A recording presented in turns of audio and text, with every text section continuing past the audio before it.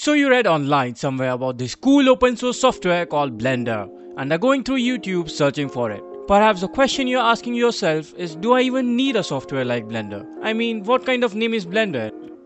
Or maybe you just want to know whether Blender is the right software or not for what you want to do. What all features does it offer in the package, and most importantly, is it even worth investing the time into learning a new software altogether?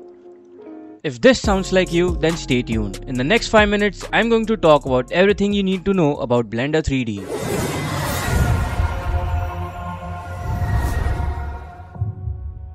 So let's get started with it. Chances are that if you are searching for this video on YouTube, you already have some idea of what Blender is.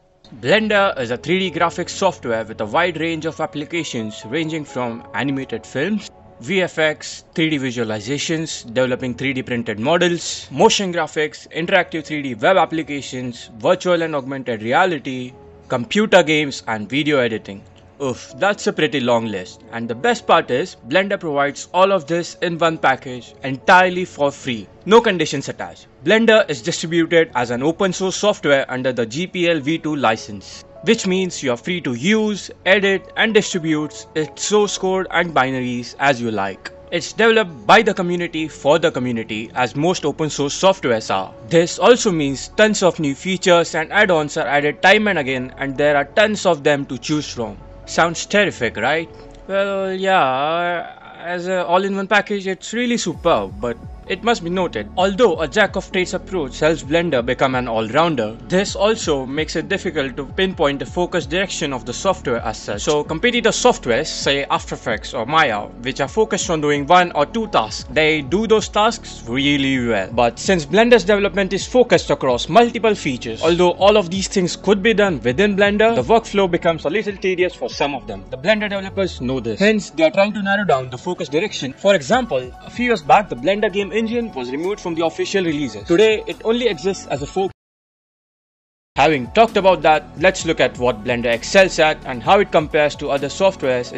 First up is movie creation or animated filmmaking. This has been since long the primary goal of Blender, so there is no doubt that this is one of the strongest suits of Blender. In fact, the official Blender Foundation releases short films every year to showcase new features. And to develop a particular set of features with more priority, the projects are done almost entirely in Blender, and the results are challenging even to the latest Pixar film. The movie shown on screen is Blender Foundation Spring, released in 2019. Blender has a wide feature set which contains 3D modeling, sculpting, UV unwrapping and texturing, node-based shading, rigging and animating, rendering, video editing and compositing all in one. Ideally, you can make an entire project from start to end without leaving Blender. Blender is on par with softwares like Maya in this regard. Next up is VFX. This wasn't always Blender's forte, but the 2012 feature film Tears of Steel changed it all. The clips you are looking at in the background are all VFX made in Blender. Blender has an impressive toolkit in the form of smoke and fluid simulation engines, a custom particle and hair simulation engine. Apart from this, cloth simulations, soft body simulations, rigid and brittle collisions can all be done inside of Blender. It also has a custom video sequence editor, a video stabilizer, and an object and motion tracking solver. Blender also provides powerful node-based masking and keying tools with an impressive compositing capability. Although Blender provides all of these tools for a strong functionality, the workflow in Blender is not that intuitive as compared to other VFX tools like DaVinci Resolve or After Effects. As if animated movies and VFX were not enough, Blender is also really good at photorealistic visualizations. Blender's Cycles render engine is a photorealistic renderer which helps make realistic looking shaders possible, be it showcasing a new architecture layout or a brand new product that your company is releasing. Blender can do it all. In my opinion, Blender fares far ahead compared to similar softwares like Keyshot in this aspect.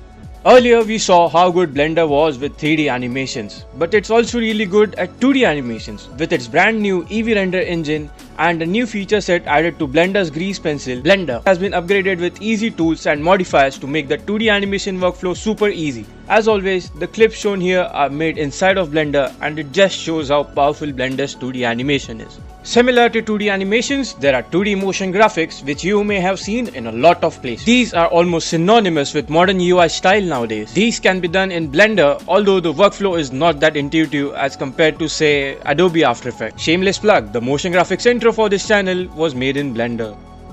If you're well familiarized with Blender's 3D modeling tools, then developing custom models to 3D print is a no-brainer use of Blender. If you own a 3D printer, then Blender is a must-learn for you. There's so much you can do with custom designs. Instead of picking someone's design just off of the internet, make your own designs. Till a few years back, Blender had a full-fledged game engine built right inside of it. However, due to some reasons, a fork was made to the original project as the game engine was removed from the main versions of it. Today, it exists as UPBGE or Uchronia Project Blender Game Engine, which can be used to make games and applications based on a 3D engine. It can be used for modern augmented and virtual reality based applications too. If you want to get started, visit upbge.org, links down in the description below. However, compared to Unity or Unreal Engine, the Blender Game Engine is not that full-fledged. If all of this was not inspiration enough to get started with learning Blender, I don't know what will be. It's an absolutely amazing skill to know that you won't regret learning at all. However, the path to mastering it is a long and difficult one, but the fruits that you will reap will be even sweeter. This is not to discourage you from learning it, but merely a warning to remember not to quit. There are tons of useful resources available online with a super helpful community to help you out with forums like Blender Artists or the Reddit forums. If you want to get started with basics of Blender, you can check out my playlist on basics of Blender. I plan on uploading content every week, so if you are not already subscribed, consider subscribing. Lastly, if you like the video, consider leaving a like. It helps a lot with the YouTube algorithm. If you didn't like the video, I would appreciate constructive criticism as to what I could have included more. Please comment down below if you have any doubts or would like me to make any videos on any particular topic. Goodbye and have a good day.